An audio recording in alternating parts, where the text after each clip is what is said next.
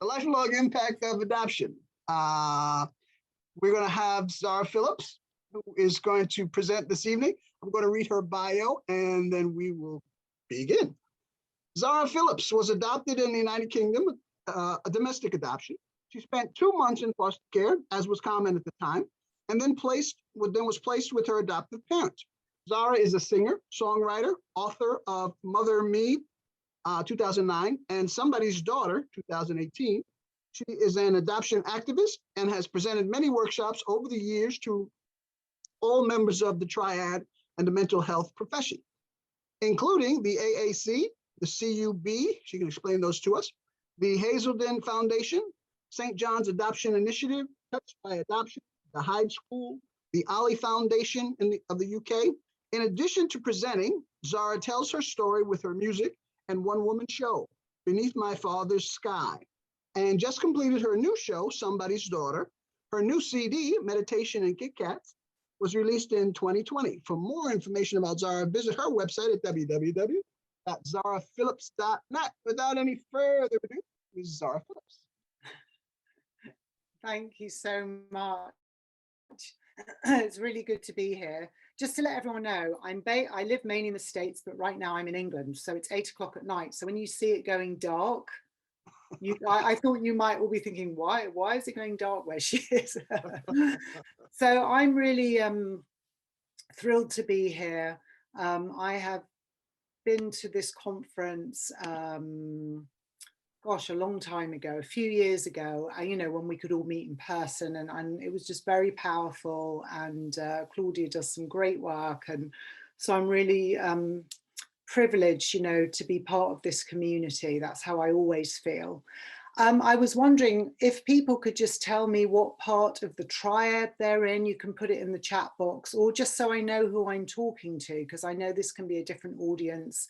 If you're adopted, if you're an adoptive parent, foster care parent, or, you know, I'm just curious to see who is there, because obviously I can't see you. Would you like me to read them to you, or? Oh no, I can see, so that's okay. Perfect.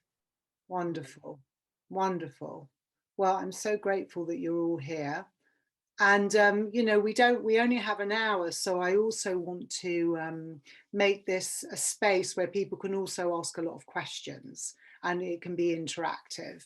But I'll tell you I'm going to talk for a little bit, and then we'll open it up to questions. So just to let you know who I am an adoptee, as was said, and I was adopted in England, as you can tell by the accent, and in the 60s, as to a teenage mother, 16-year-old mother who got pregnant by an Italian man she didn't really know. And as was done in that day, she was Jewish, so the shame to the family, put in hiding, had me. I was put with foster parents, again, as was common, I found in England. I don't know if it was the same in America back in the day, but basically they wanted to make sure that we were okay to adopt, that there was nothing wrong with us as babies, which was a bit depressing. So I was adopted. My adopted mother could not have children. That was the reason that we were adopted. I have a brother 2.5 years older than me. My father was a judge. That generation of British, you know, didn't really communicate with us at all. And my mother was like the homemaker. And, you know, in the day, what was told at that time was, you just have your baby, you love it as your own, and everything's going to be fine. And that was it. There was no education. Now, I can tell you today, we know it's different. We know that there's more education, but I still feel that there are still a lot of commonalities and experiences that we still go through, regardless of the information being out there or not. Because there is a lifelong, you know, I call it the lifelong impact of adoption, because I didn't, and it always sounds crazy, but I really believed that when I grew up, I wouldn't be adopted anymore. Somehow, I just needed to get a bit older and all of these feelings and things would go away. And that was not my experience. If anything, what happened for me as a young person who was in a family that didn't talk about anything, let alone being adopted. You know, we were not, it was, I knew from a very, could not talk about it because it upset my mother. And I also grew up with that feeling, which I've heard many adoptees share, that I had to be grateful and I did not want to be sent back wherever that could be. So, you know, I buried it. I absolutely buried it. And the milestones that happen along the way for adoptees, I think, can be incredibly intense. I mean, I think they're intense for everybody to a degree, but I think that the adoption experience is actually triggered through a whole lifetime of the adoptee's life. And, you know, I'm now 56 years of age and more life happens, right? More and more things happen. And I'm still so surprised by the impact. And I like to think that I'm somebody that has done work on myself, but I also know I have a lot more to do, and it still can take me by surprise, certain situations. And what I've learned is over the years, and by doing, you know, going to adoption conferences and doing work, is, you know, the experience of the trauma of the separation really impacted my life. And the way that I did not deal with it, or dealt with it actually, is I used drugs and alcohol from a young age. My brother, you know, we lived in a nice house. We went to good schools. My parents paid all this money for these schools, which was a whole other story of what we got up to at these schools. English girls' school. You don't do, you know, you just mess around really. Um, and um, and I had no self-esteem. I had terrible anxiety when I was a child. I could not stay the night at somebody's house, at another friend's house, because of the panic and the anxiety. And I didn't understand what it was. And nobody in those days spoke about it. And I believe that I had to self-medicate. So I veered towards drugs and alcohol the way my adopted brother had. But I also could say, well, I'm not as bad as him. You know, I was very good at doing that when I was younger, but I'm better than them, you know, in denial, if you like, about my own experience.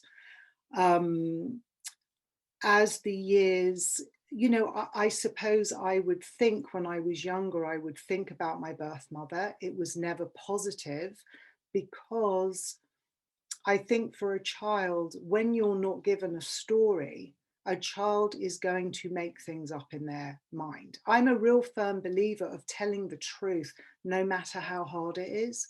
And I see that a lot of you are foster parents and adoptive parents. And I know today that a lot of children that are adopted and fosters come from really tough situations.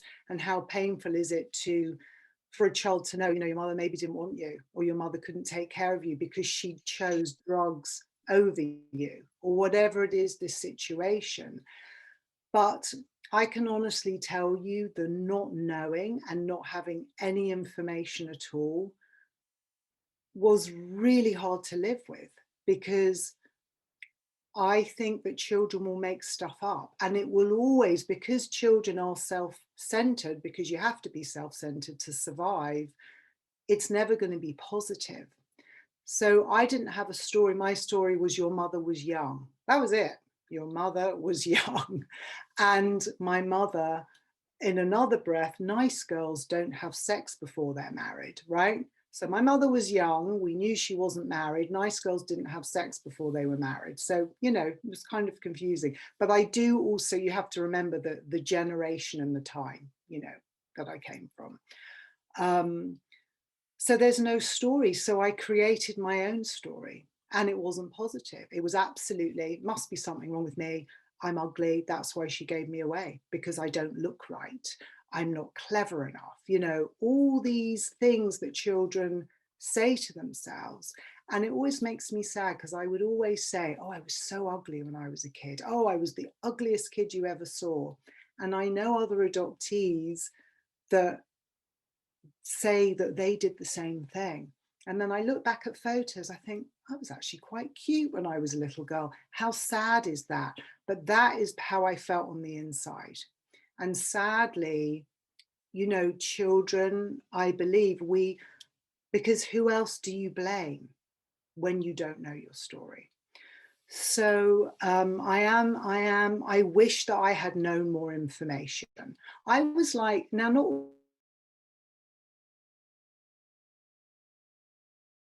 saying I was born seeker. I was really one of those children was I wanted to know everything. So I became like a little snoop. You know, I'd snoop around the house. I was in my mother's drawers. I was looking, but I could never have told you. Hope my connection was suddenly unstable, but I think I'm good. You know, I could never have told you what was I looking for, you know, when I was hiding in the bedroom and going through the drawers. I became really good at it. And then a thief, which a lot of adoptees are, we start stealing. I was like the textbook adoptee. Like as I got to do this work, I'm like, oh my God, I'm so textbook. Can't I be like special and different? And I'm like, you know, everything they said is what I do.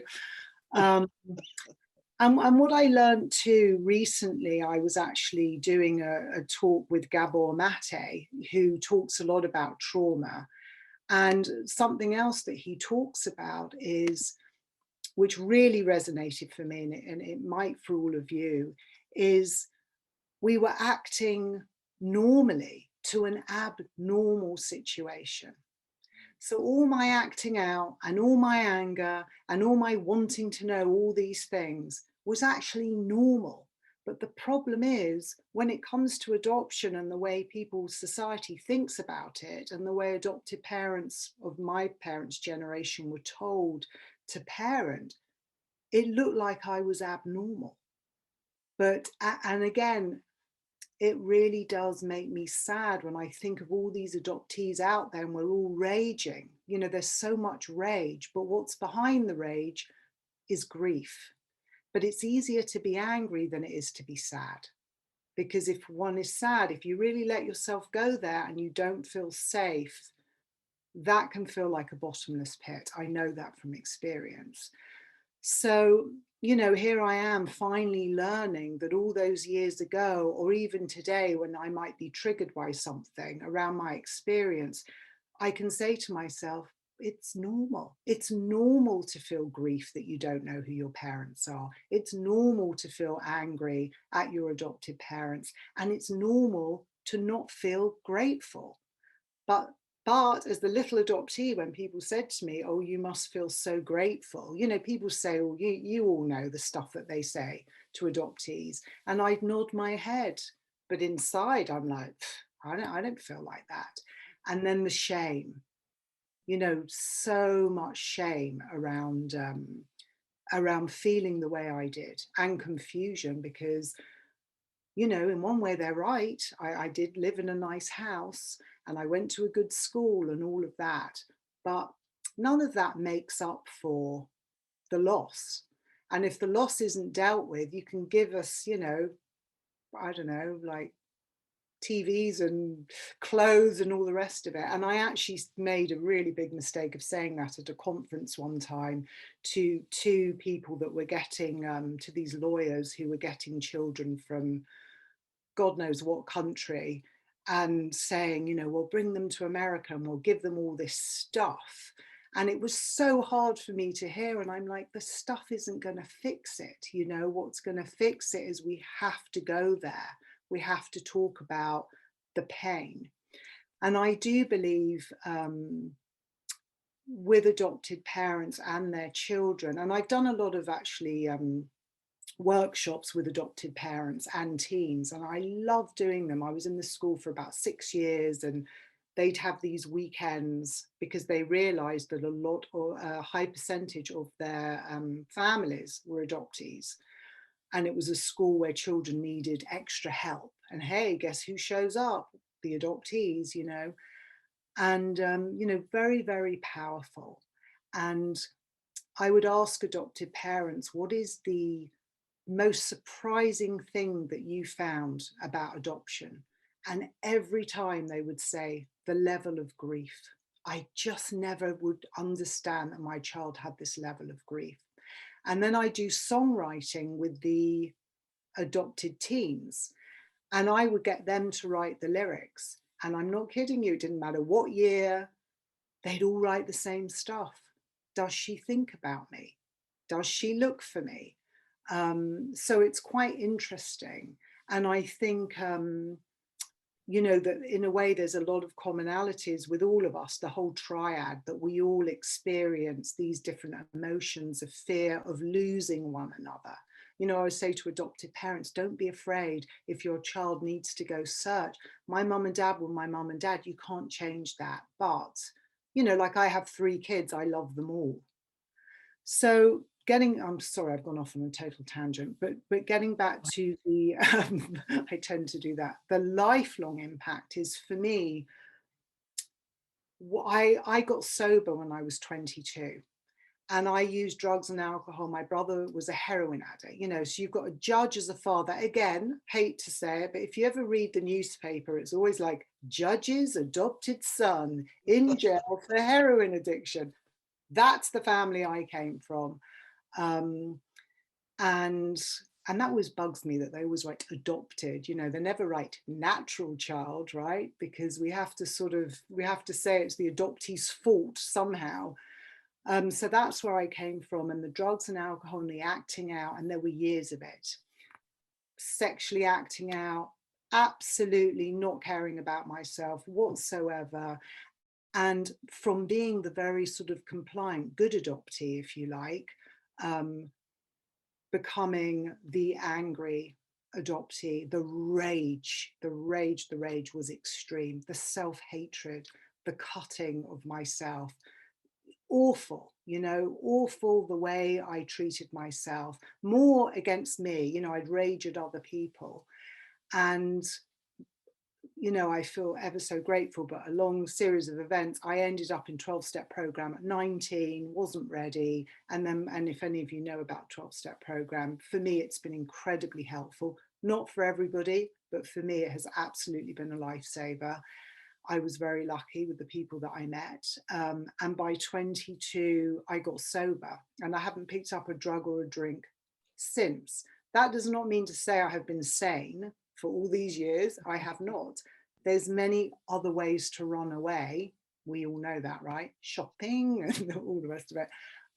But that gave me the foundation to put that stuff down. And I actually had no choice. You know, it really was, do you want to live or do you want to die? I mean, that's the stage I was at.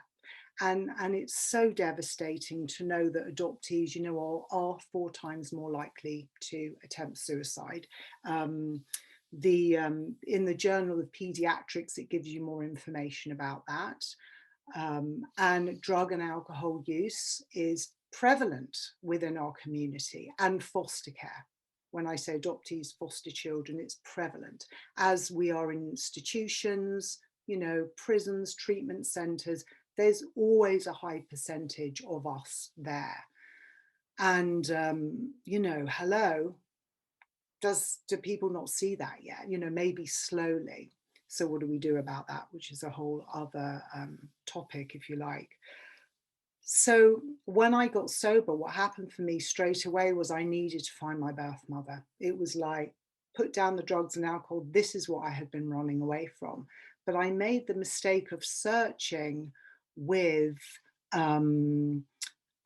any adoption support whatsoever. Never read a book about it, never understood, just went to my NA and my AA meetings and my family anonymous meetings and all of that, and did not understand that, you know, the journey of search. And what I've learned years later is when the adoptees start searching is when the grieving begins. And it's almost like the grieving is put on hold until we start doing something. You know, and some people will say, yeah, but international adoptees, they can't always find. There's different ways of searching for ourselves where we can find pieces of ourselves.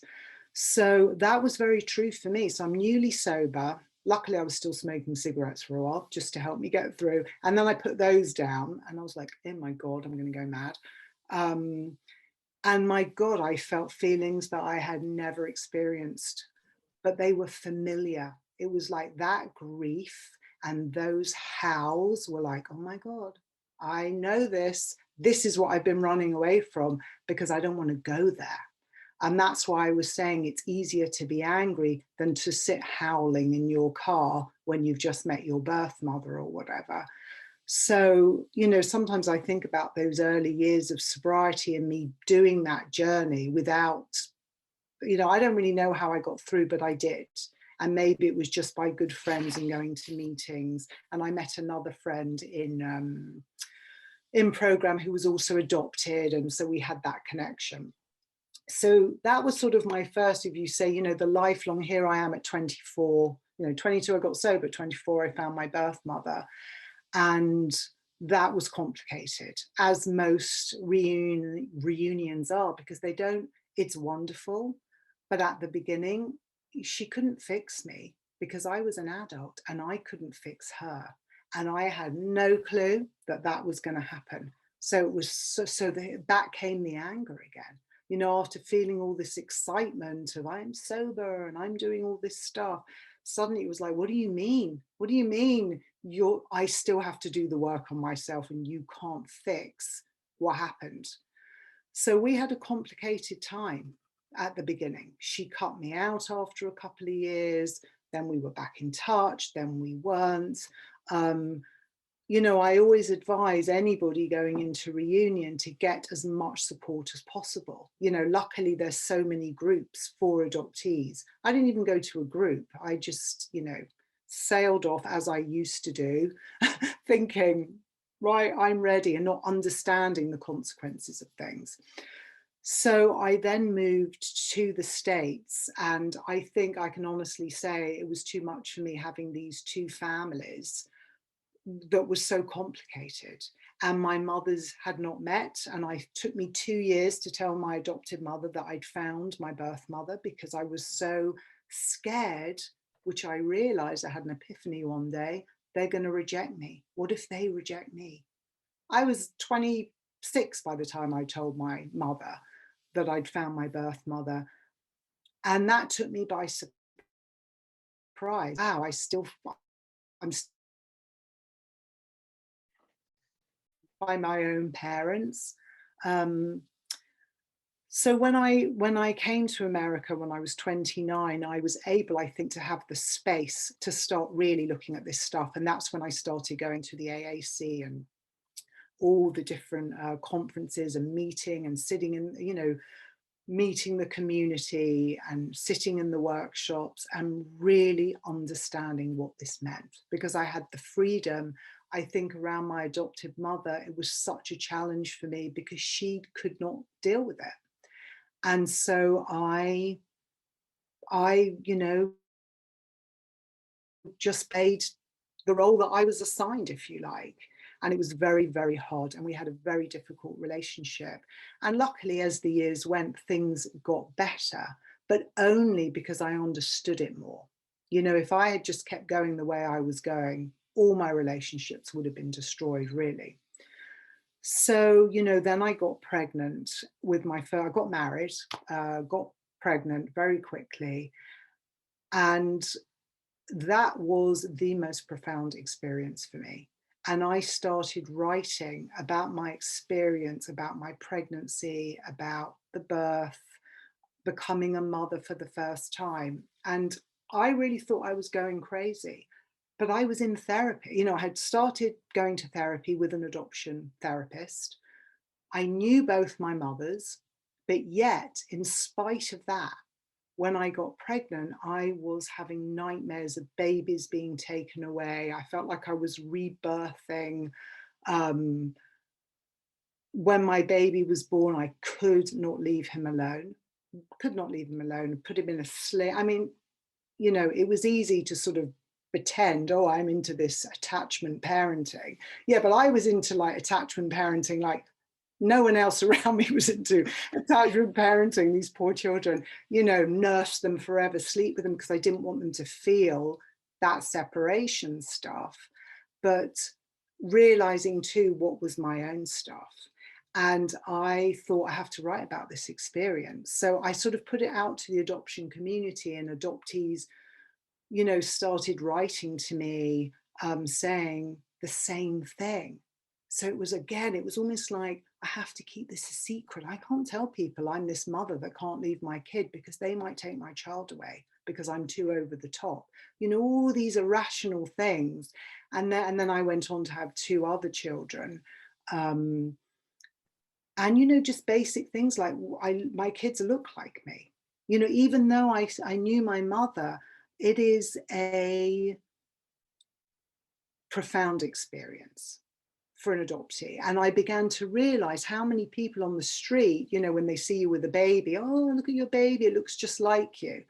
And again, so it's sort of a reminder, you know, my adoptive mother was blonde and short and round, and I was this skinny kid with long black hair, you know, dark hair. So and how people would say that to me as a child, well, you don't look like your mother, you know, all the time. And they look at my mom, they look at me, and I can't even imagine for international adoptees when that, you know, raised with different coloured families. I mean, there it is. So having my children was incredibly profound, and it really made me, but it really helped me understand my adoptive mother, who was infertile, and my birth mother, who had to give me away. And I also had a miscarriage, an early miscarriage in between 2 of my children, which was devastating for me. And it helped me have more compassion to my adoptive mother in a way that I'd never had before. And you could say, well, this is just me growing up, but it really was, it just gave me an insight and understanding, and I began to able to have some conversations with them. And I also began to realize what I'd carried. You know, I used to tell my husband, I'm divorced, that's another adoptee. We're high up there with the divorce statistics as well. We could write another book about that. But when I had, you know, when I was married and we can try for a baby, I was like, oh no, I can't get pregnant. And he's like, why? I said, no, I just can't, because, you know, my mum couldn't have children. He's like, isn't that your adopted mum? Oh yeah, but I probably can't. You know, and I now found out that my birth mother's had 3 kids, my birth father had 7, you know, we're a fertile family. But again, it was weird how I carried this and how I felt so much guilt for getting pregnant so easily with my mother. And I went to a workshop at probably, I think, the AAC, talking about infertility, and it was full of adoptees, and we were all weeping for our mothers. I mean, it was intense. So we carry all this stuff from, you know, both mothers actually, and figuring out, wading through it. What is mine? What is theirs? When do I need to let this go? You know, so it's interesting, really, you know, was surprising again to me. Wow, I feel guilty for getting pregnant. How ridiculous is that? But I did.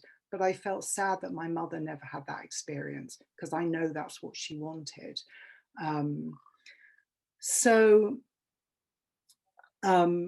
moving on, you know, divorce, I mean, I know many adoptees. In fact, there's a whole group of us that all became really good friends early on. And sadly, we all got divorced. Again, we're high statistic with the relationship stuff. And what I realized that I had done in my marriage, and my husband's a really lovely man, good person, great dad, and all the rest of it. And we had a good marriage to begin with, but I had created the same dynamic from my adopted home. It was literally like I'd married my adopted mother. And I know that people, I mean, it's quite funny in AA. I heard this old woman once say, the first marriage, you marry your mother. The second marriage, you marry your father. By your third marriage, you'll get it right. And it really made me laugh. So maybe it's like that for everybody, you know what I mean? But it was, oh my God, it was intense, the way that I was still relating. I was still playing the same role. I was still being the adoptee. I still felt like they were against me and I was on the outside, that I wasn't really on the inside, and very oversensitive and all these things. So, you know, I've learned a lot, and very painful stuff. I've learned a lot. I'm in a good relationship today, just to give you a some happy stuff. But it's taken a long while to get there. So I'm just keeping an eye on the time too. So that's all, that's something else we can talk about more if you'd like to. But and also children teach you so much, don't they? I mean, oh my God. I mean, my kids, when they were going for sleepovers, I'm like, now if you need to call me in the night, and they're like, I remember my little one went, I'm not adopted. I don't get separation anxiety. And I'm like, oh my God. I mean, ouch, and then my son, when he was little, telling a builder, my mum's just like Superman. And the builder's like, really? And he said, yeah, she's adopted, just like Superman. And I'm like, yeah. So those are all the fun bits. But my God, my kids, and my kids have known my birth mother always. So, and they, kids just love everybody, right? It's not complicated for my children. It's more complicated for me. So fast forward, I did not know about my birth father. All I knew was his name was Vittorio. He was Italian. That was it. But I always had this real need that I wanted to know who he was. Just this feeling of I have to know. And so it was still coming up for me during my adult life as I felt I felt this piece missing. I still need to know who my father is. I felt some connection with my birth mother a bit, but it was always a little bit complicated. She's never mothered me. She's told me she doesn't feel that way, but I know she loves me. I have a sister and brother from her, nieces now, love all of that. In that reunion, it's wonderful. I'm Auntie Zara. They, I've known them since they were born. Real gift. When before I get to the birth father stuff, just to say another really big lifelong impact, if you like, is when my adoptive mother died. Was just devastating for me, which even though it was such a complicated relationship, and you would look at me and think, why are you so devastated when it was so difficult? But again, it re-triggered the trauma. I was literally having anxiety attacks, feeling like that little child again that's lost its mother. And the crazy thing is, I knew it. I'd been to the conferences, I've done the work, but it doesn't really matter. Your body is going to tell you something different. Like your mind can tell you one thing, but your body is always going to tell the truth. So I had to really talk my way through it because it was so difficult. And the grief and the wanting to act out, to be honest with you, it was the closest I came to wanting to use drugs and alcohol again. Really, it was that painful of wanting to blot out. And that's why it's so important that even us with long-term recovery say, listen, it is a day at a time. There are times when I want to still annihilate myself, and we have to tell the truth about that. My pride might want to show you that I'm so spiritual and whatever, but I'm not. And again, it's acting normally to an abnormal situation. I've been saying that a lot recently because it really makes sense to me. And wanting to self-soothe, really, something so painful. And the grief, and they always say that the grief, when you grieve, and I've heard it said before, any unresolved grief that hasn't been dealt with, it like stacks up behind each other. So the loss of my adoptive mother was not just her, it was all of it, stacked up.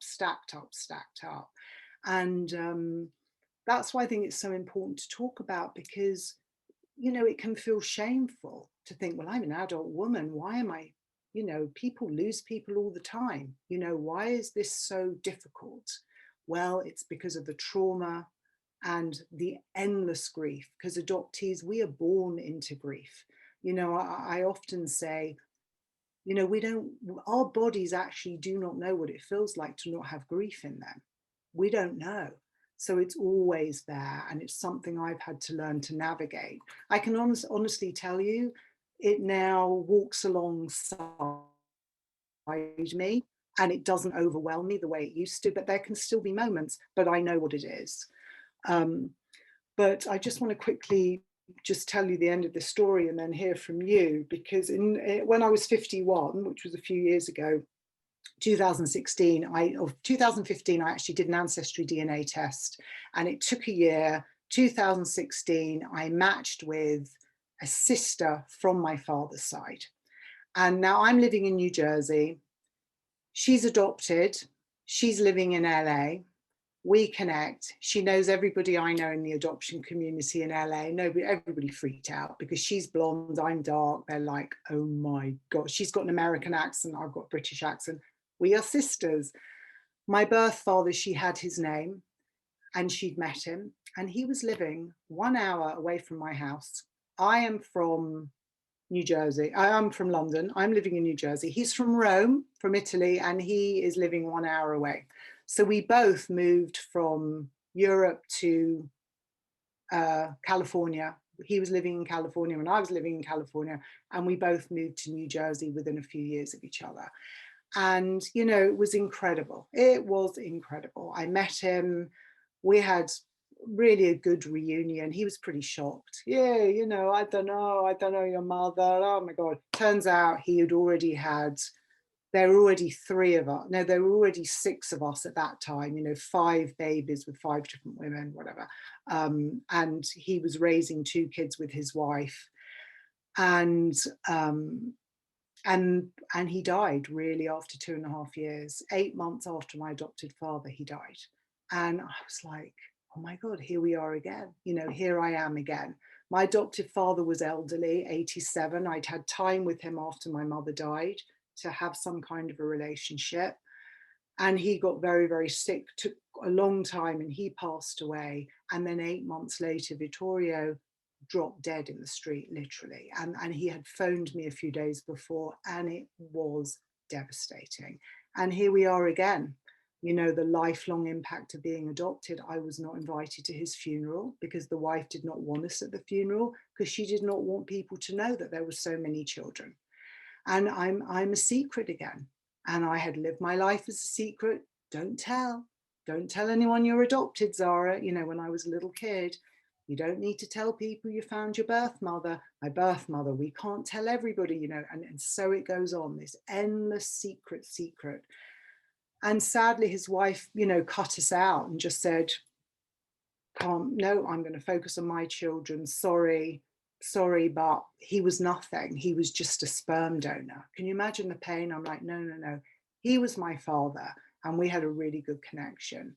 So, you know, here I was again, and this is only 2 years ago, back in that frigging place of grief and trying to navigate through it. And I honestly couldn't do it without my adoptee peeps and without my recovery peeps, and that just speak the language that we speak.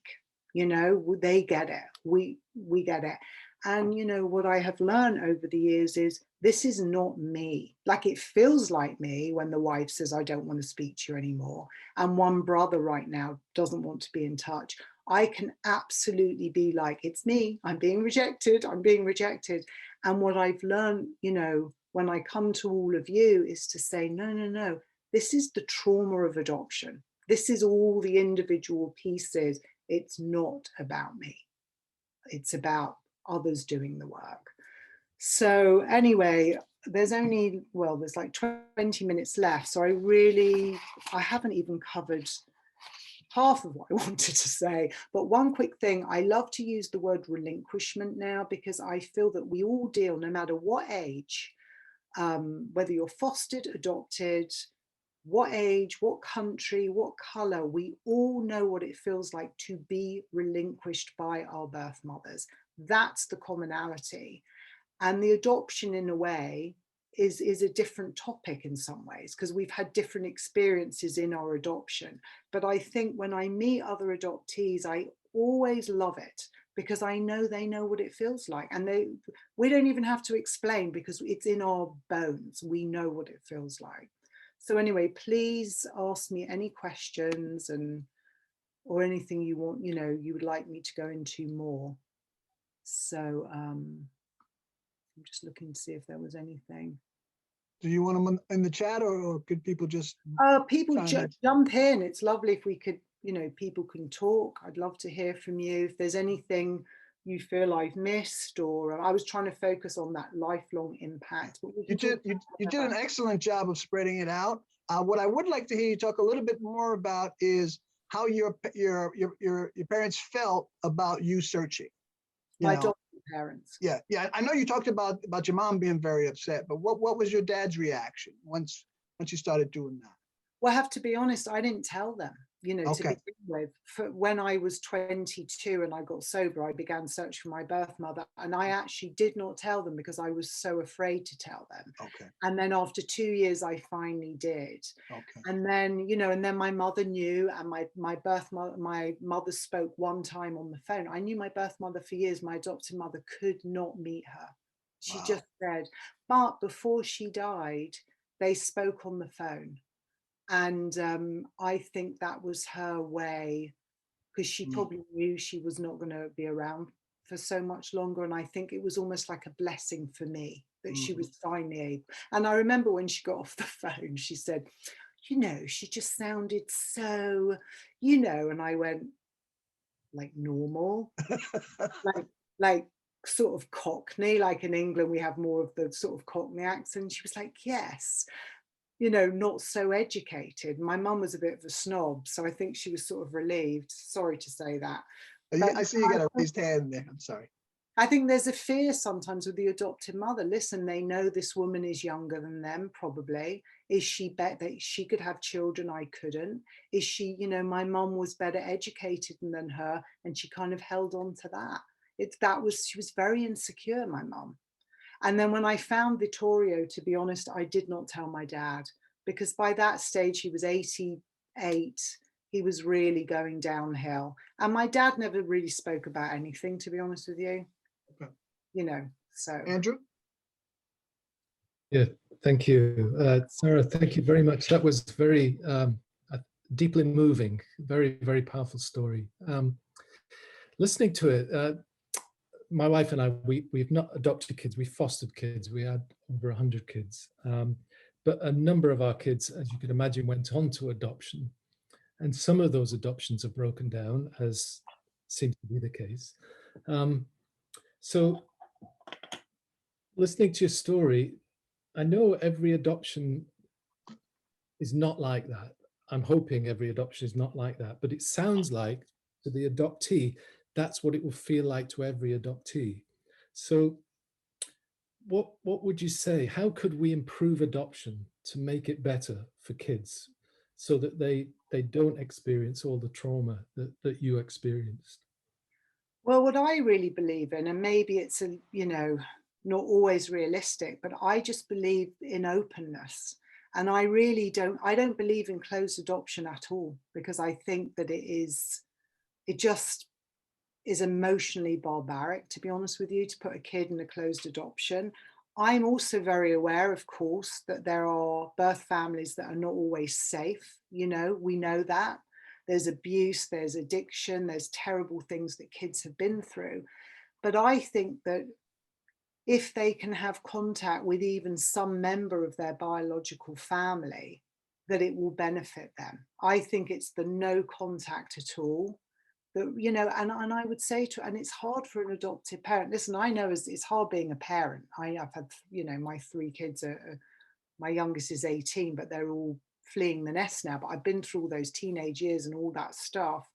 And I know how challenging it is, but I just think the more openness, the better. Because it's just less confusing for the child. And if the adoptive parent is able to embrace the biological family in as many ways as possible, or even say to the child, wow, you're so good at sport, maybe your dad must have been good at that, or your mother, you know, to talk in a positive way about the family, and to keep it just an open conversation of, you must miss your parents. Like I feel like we need to talk about grief a lot. You know, people worry, oh, if we talk about it, it's going to make everyone sad. Actually, I think it frees you up. I don't know if that is helpful, but. Richard had a raised hand out there. You're Sorry, muted, just Richard. putting my camera on. I want to thank you also for your being so candid about your history. And I, as an adoptive father of 5 teenagers who are now up to 31 years old, and also the administrator of an agency, I'm wondering if there's anything that you can think of that your adoptive family could have said to you or done for you at an early age that you think might have put you on a different path, or at least helped you to better resolve some of the things that you were going through? Well, I think, and also, you know, thinking with Andrew too, which is something I wanted to say, I believe in groups too for adoptees. So if they're not getting what they need from their biological families, I would say get them around other adoptees as much as possible. Get them in, and there's so many groups now, because that feeling of not being alone, I think one of the things that would have been really beneficial for me, Richard, is I thought I was the only person in the whole world that felt the way that I did, because I didn't know any other adoptees and there was no conversation about it. So I felt incredibly lonely. So I really do believe in the power of connecting adoptees with other adoptees. If you can with their biological parents too, you know, or families too, great, but have that for them so that they have a place where they can talk, because they're not going to talk. We just don't talk to our adopted parents in the way that we would somebody else. And believe me, I know I've done groups with teens, you know, adopted parents on their own, teens on their own, and the adopted parents are saying one thing and the teens are telling me something completely different. You know, it's quite interesting. So we have a real loyalty issue to our adopted parents. It's very, very deep because you have saved us. So I think I just think conversation and talking about the pain of it to the children, to the teens, and saying, even if they don't really want to hear it, you know, leaving information you might have about them on their bed if they don't ask for it, and saying, this is yours.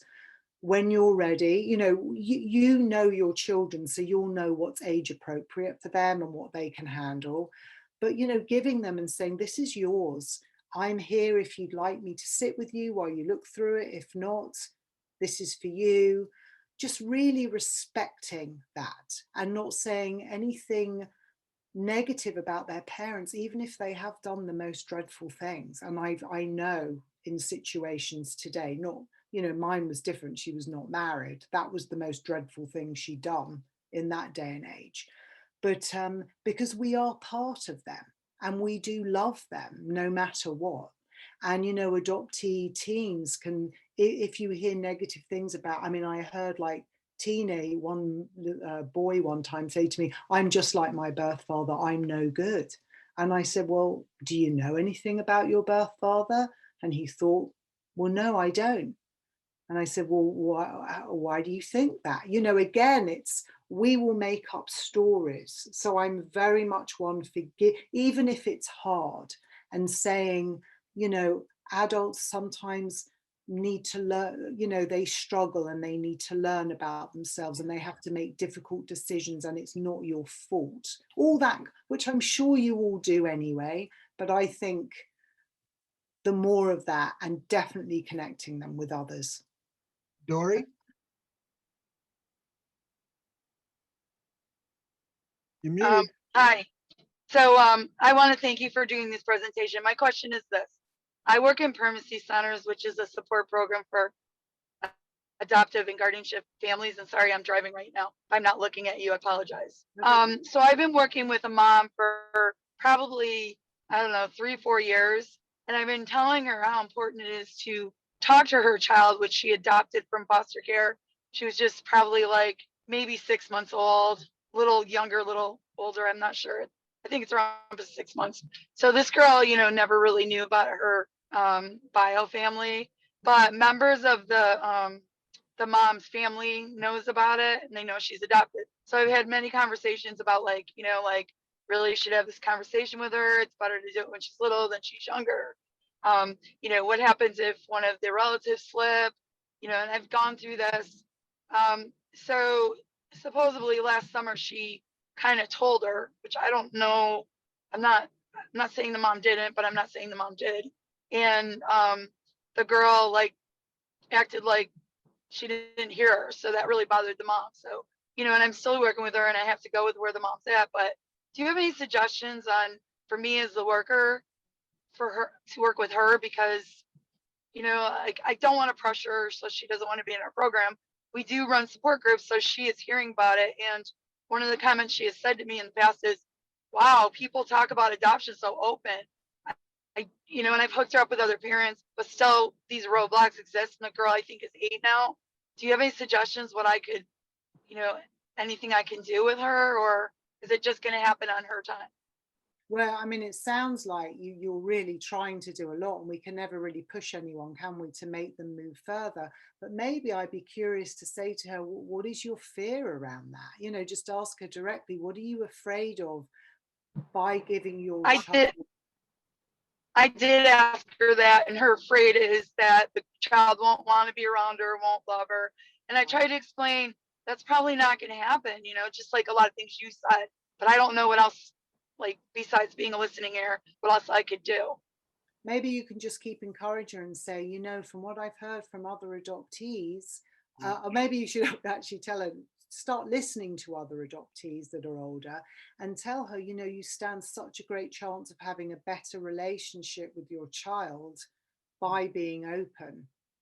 You know, that it's going to, I mean, it's very difficult. I know when you're up against that. And I think maybe slowly, you just keep talking about it. And I told her, you know, it's going to be freeing when you finally tell her. You know, I told her all this, and it's just, she just, you know, like even in groups, when the word adoption comes up, she will like, she'll leave. So yeah, I'll just keep doing what I'm doing, and hopefully she'll, thank you. Robin? Hi there. Thank you so much for sharing. So I am an adoptive mom, and my daughter is 11 and she's biracial. And we have told her right from the very get-go, even, you know, as a toddler, you know, we never wanted it to feel like a secret, because secrets carry shame in some way, shape, or form. And we knew that, you know, the heaviness of being adopted would always be with her anyways. And we just didn't, you know, we didn't want to add to it, but it was supposed to be an open situation, but the birth mother, you know, has kind of disappeared and never really followed through with anything, which is her choice. And, you know, we respect that, but I want to know, who looks for her? Do I look for her? Do I wait for my daughter to want to look for her? The father is completely unnamed. We know that he was a person of color, but that's all that we know. And my daughter has a lot of curiosity about that. She has a lot of curiosity about the her biology, where she comes from, her history, just as all of us do. But my question for you is, you know, how and when do I help her look, or do I look, or how do I handle that? Well, we'd have to look pretty far. Right. Well, I mean, thank you for asking that question. I mean, I have heard other adopted parents say that they have found and keep track.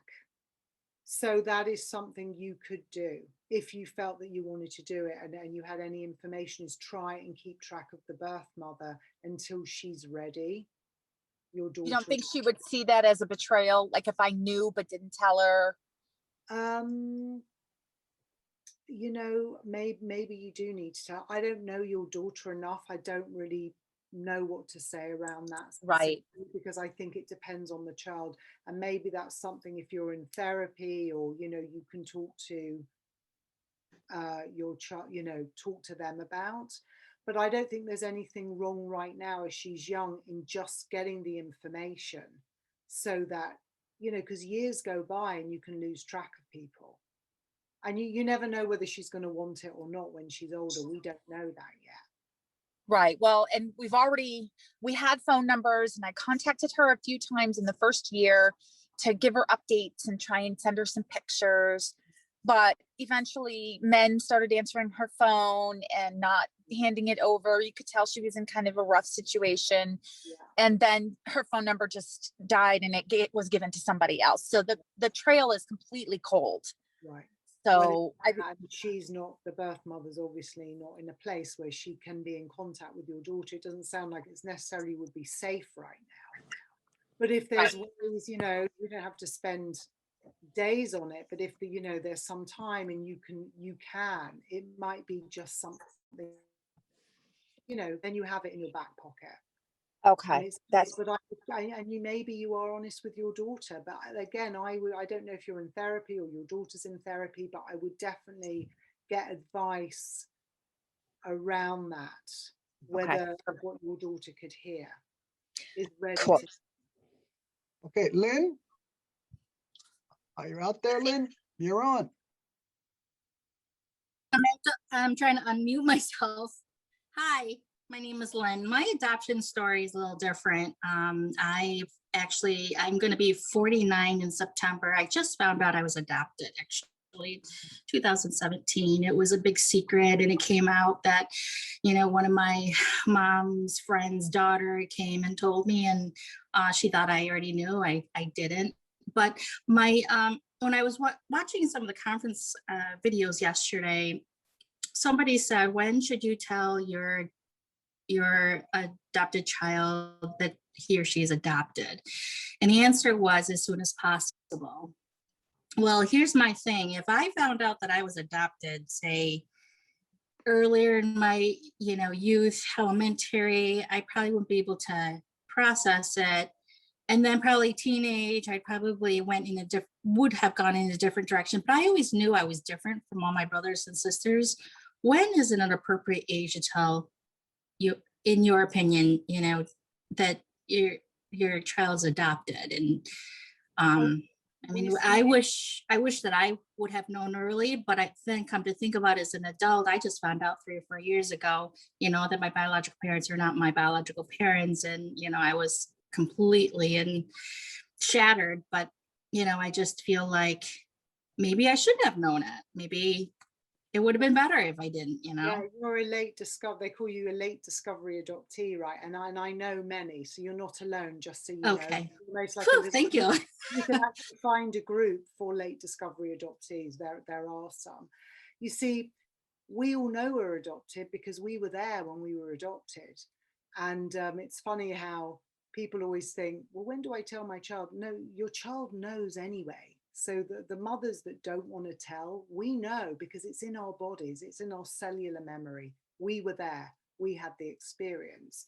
So, you know, the way I always look at it again is transparency.